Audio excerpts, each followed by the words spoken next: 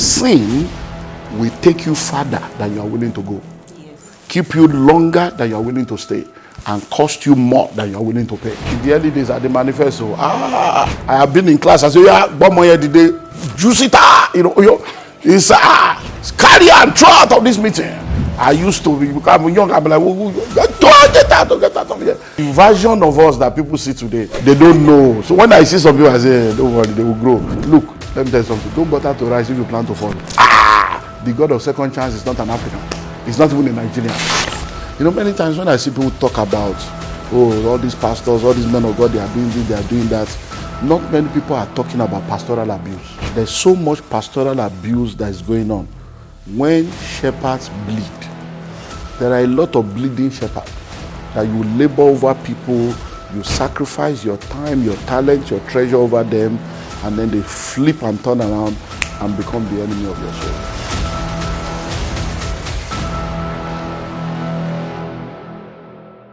Hello everyone, my name is Precious Ochaya and this is a special edition of Ask the Girl. If you remember or you've been with us since the beginning, you would know that our first edition, we celebrated an icon for his 54th birthday. And today that icon is with us and is having a special celebration in this month of October. He will be celebrating his 35 years in ministry. That is a very, very long time in the ministry. So join me as we welcome Pastor Olumide Emmanuel. Yes, sir. How you doing I'm here. today, sir? We are here again. Another celebration, sir. Congratulations, sir. Yeah, we Congratulations. thank God. God has been faithful. So it's And been. today we are introducing you as Pastor. Yes, sir. Not Doctor Olumide It's Pastor Emmanuel. Olumide Emmanuel, the man of God. How has it been, sir? 35 years. Oops. It's been a journey. It's been a journey of grace, a journey of mercy, and a journey of God's faithfulness. It's been a journey of learning, a journey of growing, and a journey of transformation. So through it all, God has been faithful. Yeah. So 35 years, meaning you started ministry at 19? Yeah, I got born again as a teenager. By the age of 19, I was already in ministry, leading a campus, a Bible study secretary on campus, doing village outreaches and hosting different teaching seminars and events, authoring books, developing tracts for outreaches and all this stuff. Then by the age of 21, I was ordained and I started pastoring actively. So I started ministry at 19, started pastoring at the age of 21. Starting ministry at 19. So that means basically your entire youth, your entire youthful experience was in ministry. And that's one of the secrets of my journey. Wow. The fact that I started early and I discovered purpose early. So the mistakes of the youth has been rectified and covered by the grace of God and the mercy of God. Because, there are mistakes you make when you are young in the morning season of your life.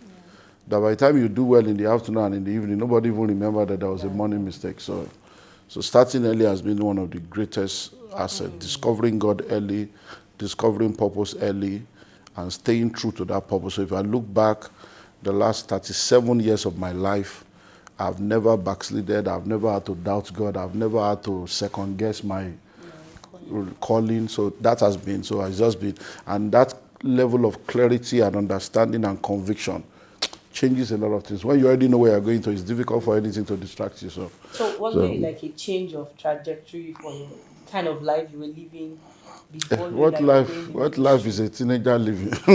I was in school. I got born again on campus, and the only life we were living was the life of immorality. So, and what is a useless life now? So, but when I came in contact with Jesus, got born again, it just changed everything. And I was still on campus, so everything still started on campus. I've actually written a book that I'm going to be releasing this month in commemoration of the 35th year in ministry. It's called Ministers, Mistakes, and Ministry. Unveiling common mistakes that ministers make in life and ministry, and It's an amazing book. Writing the book and then reading the book during the review session, I'm like, wow. And one of the things that became more real and pronounced is the impact of the campus fellowship and the campus outreach, campus life. You know, it used to be Scripture Union, Christian Union, Swagber Union. They used to insult us, SU, and also. But looking back at my journey, I cannot but be thankful to God, because that aspect of our lives puts in us a solid foundation, built us, to be disciples. And many of those things, as a matter of fact, I wrote in the book that I don't know how campus fellowships are today, but I wish they were still the way, or I hope they are still the way it was for us. Because I'm telling you, almost everybody I know that were together on campus in fellowship are doing amazing things for God till now. Wow. It was a blessing. Yeah. So at 19, did you wake up and tell your parents, I'm going into ministry? Or they just saw it, that you have already gone safe before you told them? How did the family take it? As a matter of fact, I told them I'm not going to school again. You see, in our days, this full-time ministry thing was very heavy. People, it's not by education, it's by revelation. Okay. People leave school in final year and go into ministry. Yeah, final year to coach medical student, engineering. Unfortunately, many of them later regretted it. So I was on that path. Oh, I've been called, I'm not going to school, I just want to face ministry. But mercy said no. Mercy, God just had mercy on me to be able to help me to say, okay, just finish this. And so I actually, started, but I told them, look, I'm not going to do this anymore. So my first education was national diploma. And that's all I had for probably almost 15 years. Wow. Because it was just, before I now realized that you are just wasting away your life. And now today, I have 2 masters, I have 2 PhD. And so I now had to retrace my step and make necessary adjustments where necessary. But it was just naturally, it's not by education, by revelation. So my encounter with God, everything has been documented in the book. In fact, I don't know. I just read the book again last week or 2 weeks ago. And I'm like, wow. Am I the one that really wrote this thing? So I'm really happy at the way so my salvation experience, the encounter with God that led to my call, and all the journey, everything was documented, because the first chapter of the book, the introduction talks about my encounter with God, how I got saved, and how I met with God, how I received the call of God in 1987. And then the first chapter is on the secret of my journey. The secret of my journey. Because one of the things I've come to realize is that we don't document things in this part of the world. We don't have statistics. We don't have, so there are a lot of people that come, they grow, they do amazing stuff, but there's no biography, no autobiography. So they die with the seed. So we know the fruit of many people's results. Oh, the secret of great men is in their story. Behind every glory there is a story. Yet nobody is telling us the story. So you now begin to ask yourself, okay, we see the glory. Where is the story? So documenting those seeds are very, very important, because it is the seed that will help us to be able to replicate the fruit. So if I know the seed that produces the fruit, the reason why we still have oranges is because when God created the first orange tree, it came with fruit. The fruit came with seed. As we continue to sow orange seed, we'll continue to have orange fruit. So success can be duplicated. Success can be replicated when we know the seeds that produce it. So success leaves clues.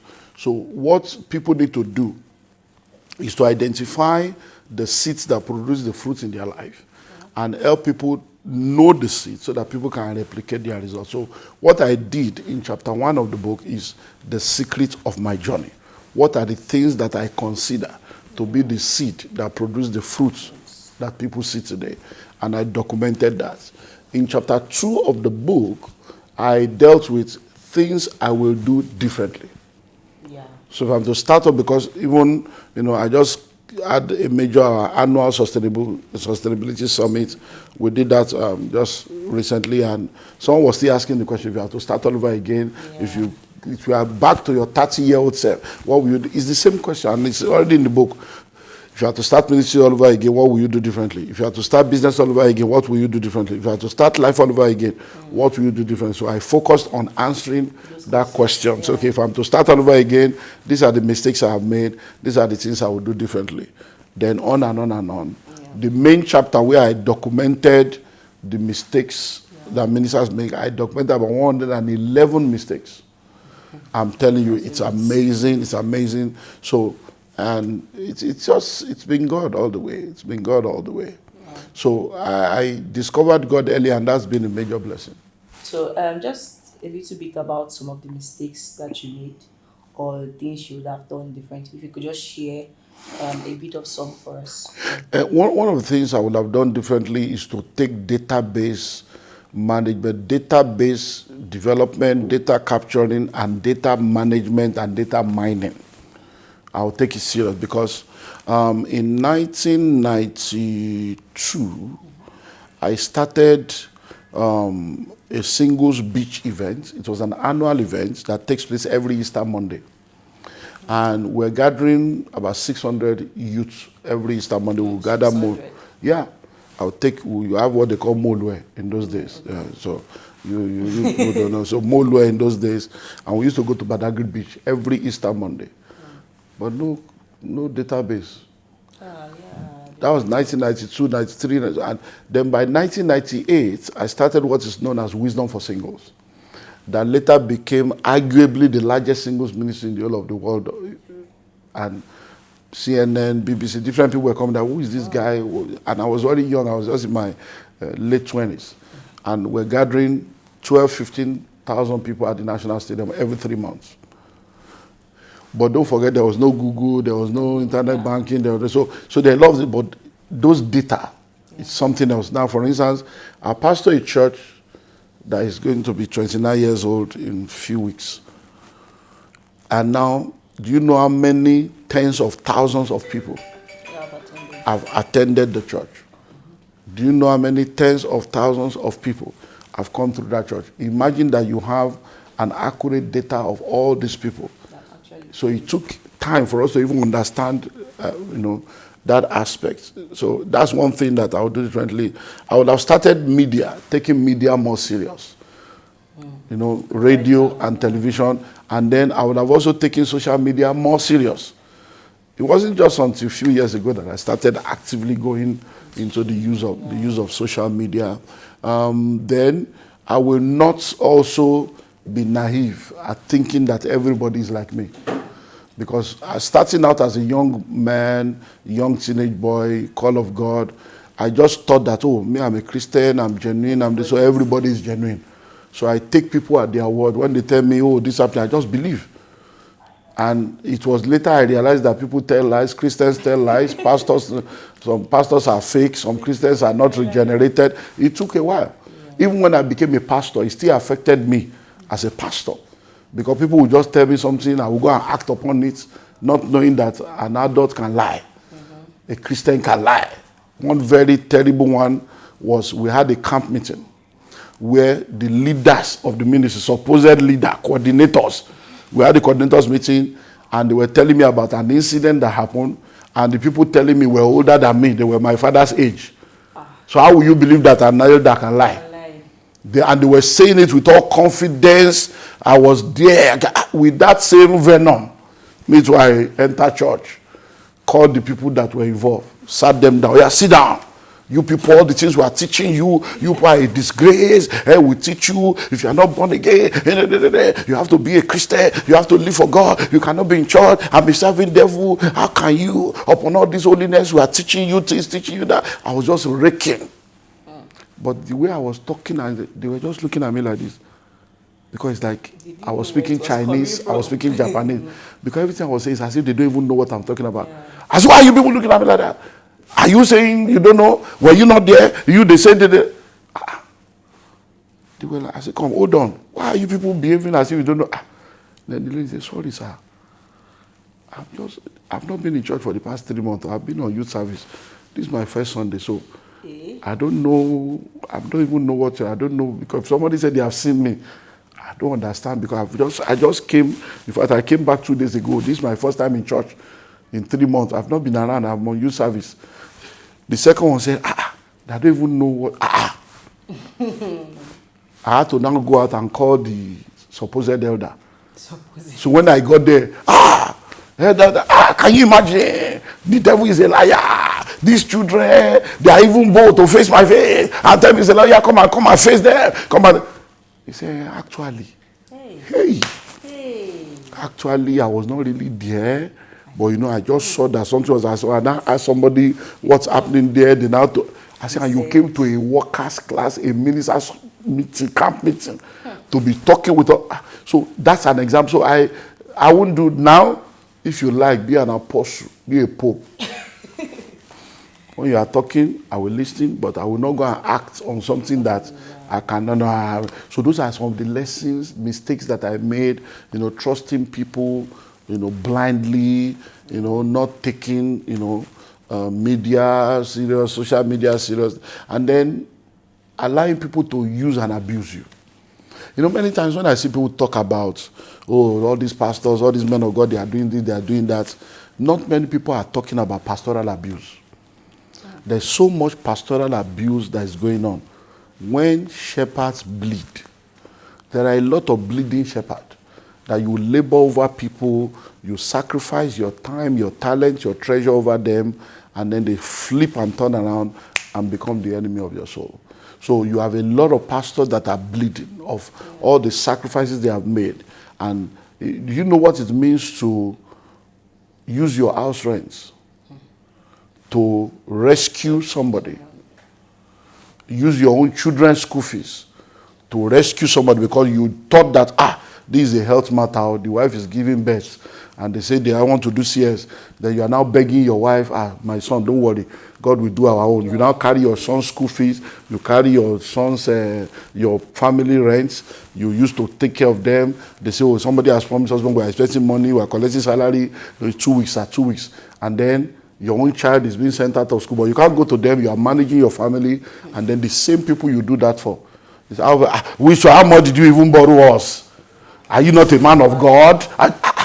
Do you know? And you cannot fight. Do you know the kind of pain that you have to go through to, labor over somebody? They come into the church, you pay their school fees, you pay their rent, you teach them, you feed them, you do everything, and then you are trusting God that, these people are laboring over. God, one day, God will settle them. They will become part of the church, and then God now finally settles them. And they say, I don't believe in tithing. And then they start arguing. You don't believe in tithing, but you believe in spending the one that other people brought that will be using to take care of you. Sure. There's a family in church that, in that family, they have 8 children. 7 out of the 8 children, our church scholarship is the one that took care of the entire family. The man never stepped into our church once. 7 children. Never stepped in. The man never one day stepped into the church. I never got a thank you to say, not me, but just to say, just write a letter to the church to thank the church for what they are doing for the family. True. Do you understand? So, but you see, all those things are things that helps us to grow. Then you now come to a place where you understand that, because when we all started out, many of the things I say and do today, I have been foolish before. I have made mistakes before. That's why I speak with boldness and confidence and conviction. Yeah. I'm talking of things we have seen, we have handled. We are not just talking. So that's what brought us to a place where now God is your source. So yes. If you look up to any man, you will end up in shame. So God is your source. He can use anything as a resource. And that's what brought us to a place where we now realize that you will reap what you sow, not where you sow. So if you are sowing into the life of people and you expect that you will reap from them, you will end up in shame. So those experiences, even though painful, was a lecture for our maturity to understand God instead of pursuing people. So it's a lot of, a lot that one has learned. It's a massive book that anyone that anyone that really wants to, should get the book. As a matter of fact, I'm making up my mind that the book is not going to be cheap. It's going to be extremely expensive because of the value of what I've seen is there. Yeah, people say my finance book are expensive. This one, I'm going to deliberately and intentionally make it so expensive that if you get a copy, it will be that you are really serious about life. If you don't want to buy, leave it there. That is what, because I sat down and I'm like, these are destiny truth. Yeah. That if me, I even knew some of these things, I wouldn't have made some of those mistakes. So we're trusting God for. So the conference that I'm hosting, I'm giving it for everyone. Anyone that registers will get it. So, but just for anyone that is listening to this after that, then you need to pursue it. Go and register. So just like you just spoke about HOTS and trusting people being misused, how have you managed to handle HOTS, especially when you started so young and people have had to hurt you emotionally and you still have to keep pushing? So how do you show up, keep showing up? Yeah, I didn't always manage it well. I had to grow through it and learn through it. Okay. In the early days at the manifesto, I have been in class. I say, one more year today, juice it, it's carry and throw out of this meeting. I used to become young. I'm like, get out of here. So, because many times the version of us that people see today, they don't know. So when I see some people, I say, don't worry, they will grow. So there are things I see pastors and see people do today. I know their level. Yeah. I know why they are doing. So I don't judge people because there are things we have done that you were not aware because you didn't know us 30 years ago. You only knew us for 20 years, and in the last 25, 30 years, we have been good. But the first 5 years, you don't know what we have done. You don't know the mistakes we have made that mercy has covered for us. So one of the things that happened is I had to grow through it. And one thing that has helped me is from my early stage, I've been a person of the word. I've been a person of quiet time, studying my Bible, reading my soul.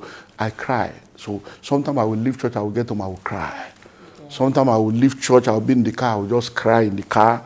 There were days even when there was no car, just to say, God, can't I have certificates now? Can't I go and get a job? Is this what I'll be doing with my life? And all kinds of things. But through it all, one of the things that I've come to realize that the Holy Spirit now heals you and gives you a revelation. So I have some series of teachings that people, how does this guy get this revelation? He's born out of struggle. How to avoid getting not in church, part 1 to 5. Yes. How to, when no one believes you. When shepherds bleed.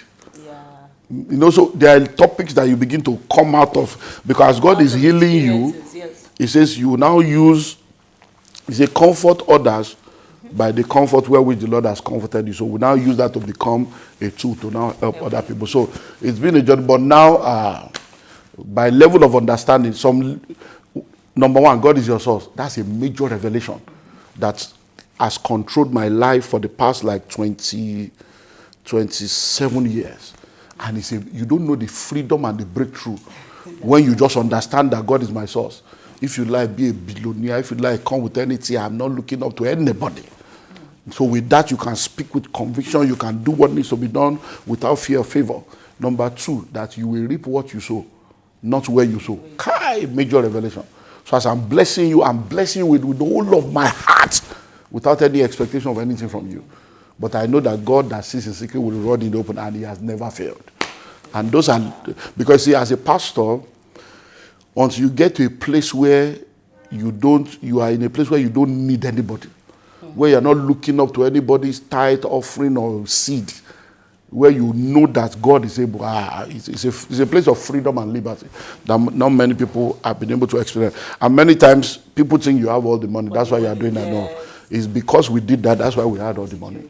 Okay. So another thing is, 35 years is a long time. Consistency.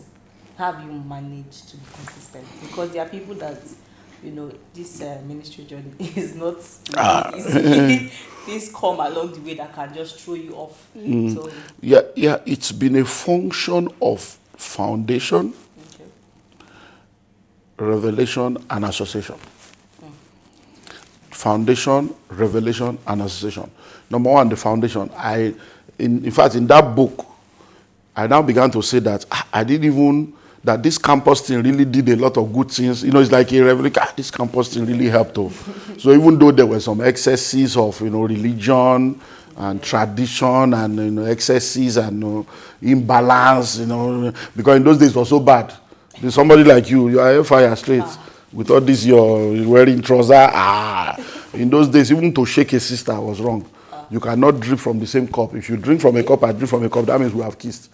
Because it was so bad, they went to the toilet. But that issue of holiness, quiet time, prayer, fasting, those things there. So they really have. So that foundation of faith, quiet time, reading. I've read the Bible from Genesis to Revelation every year for over 36 years. So there's no way you can have that kind of. I fasted minimum of 1 day a week for 35 years. So now, in the last 15 years, I do at least 2 days a week. I do 3 days drive every month. So there is no way you can have that kind of level of discipline. And those things were put in us. I do my quiet time. I read my Bible. I have my devotional. Those things, you are not just waking up. You have a relationship with God. You have a relationship with the Holy Spirit. So that foundation is one thing that has kept me. Number two is revelation. Early, because I've read an average of 1 book per week for over 35 years. Every week I'm reading, per week. So you are forever learning. So there is no way you can have, he's a man of wisdom, he's the repertoire of the community. There is no way you can read. When you open your mouth, something will drop because the thing full ground where you don't put inside. Out of the belly, the thing will begin to flow. So those things have now also helped us to learn. So when you read books, you now realize that, okay, because earlier on, the 3 things they warned us against: women, money, and pride. Yeah. And these are things that I heard when I was a teenager. And I saw stories of people that used to be very great, that are no more great. In the book, I shared, when I got to I have a chapter on when your mistakes mock your miracle. So I explained the dynamics of mistakes and miracles before the chapter on the catalogs of mistakes. Okay. And in the chapter on when your mistake mocks your miracle, I shared how that as a young boy in 1992. Yeah.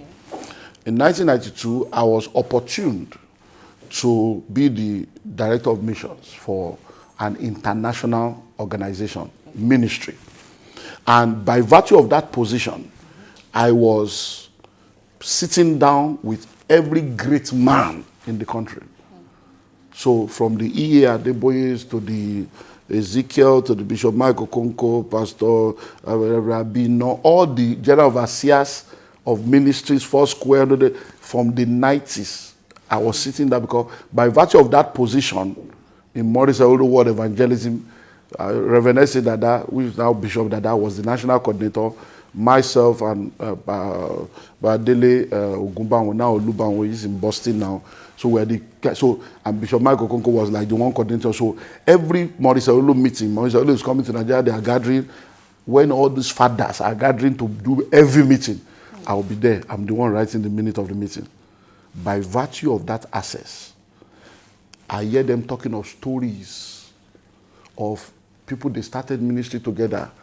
They will just be talking, no, my gbàdúrà fún, ó ti fún ọmọ ọjọ́ lóyún, ministry money, the way about arrogance, I was hearing stories.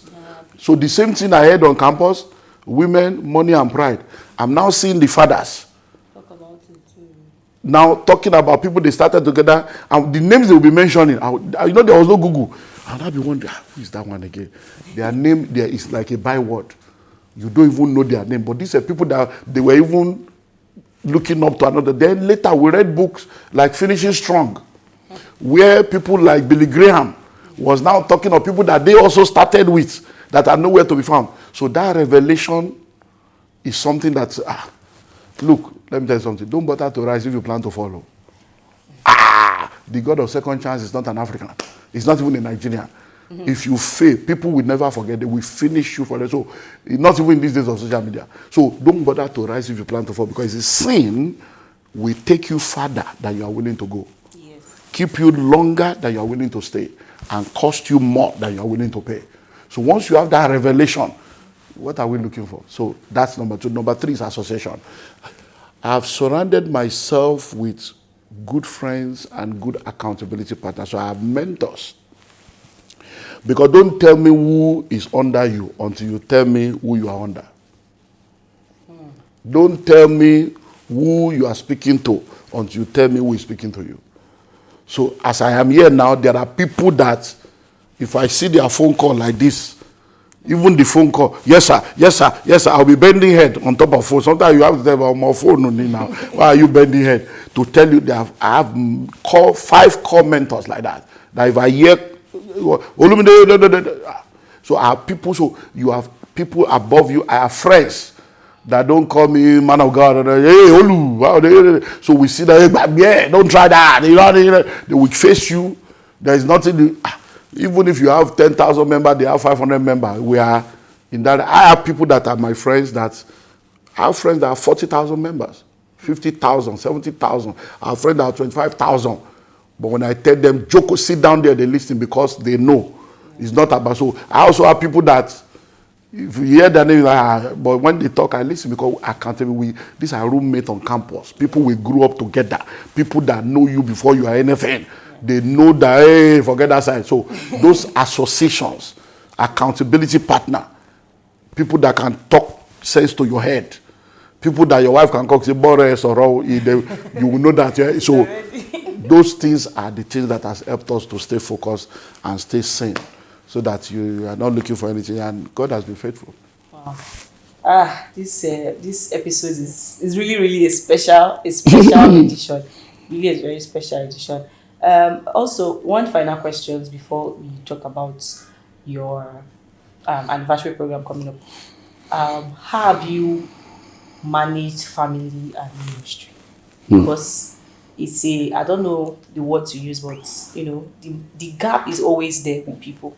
You see people that are successful in ministry, but in the families, or they are successful in family and ministry does not scale through. So yeah, that's part of the things that I documented in the book also, because majority of people live a life of disorder.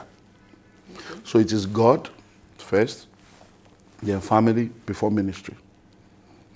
Before the very minute you put ministry above family, that's going to be a trouble. But see, the problem is when you are a founder of a ministry, it now becomes very thin line to differentiate between God and ministry. So sometimes you are like, will I now disobey God because of this man or this woman? But anything that is not about your relationship with God, that you think is an instruction from God, family will always come first. So that's number 1. Then number 2 is to understand how to manage the dynamics of family. So it is quantity time at work, quality time at home. And that's the principle that has helped me. Quantity time at work, quality time at home. So as I'm now, I iron clothes, I wash, I do school run, I do cook, I do all kinds of. Why? Because when I'm at home, I'm at home. And everybody knows. When I'm not around, they miss me because they know that if he's here now, he will have done pancake for me. Sometimes I come and Dad, thank God. I say, why you can't do it? He say, no, I don't want use your pancake. So those kind of things you have to, don't worry, I'll do for you, we'll pack. So those kind of things, you don't want to take me to school tomorrow. When you take me, those kind of things, you quality. So even if it's one day you are there in a week, if it's 2 days, they know, say, the man there. And then you also have to make time for, periodic holidays. So for us, we have values that we live by as a family. So family time is sacrosanct. Okay. So birthdays, wedding anniversary, family holiday, all those things are there. If I bring my diary now, you'll see there. Rest is there. Family day is documented. So that when you open, you say, that one, rest, non-negotiable. That one, family, non-negotiable. So those are things that, because if people miss it, if your religion and your ministry is not working at home, what are you expecting? Okay. So you better make it, because that's your normal. Anybody can leave you, anybody can jack, anybody can look at. The real ministry is family. And, the issue about family and parenting is very, very, complex. Yeah. In the sense that until your children get married and begin to give birth to children, your report card is not complete.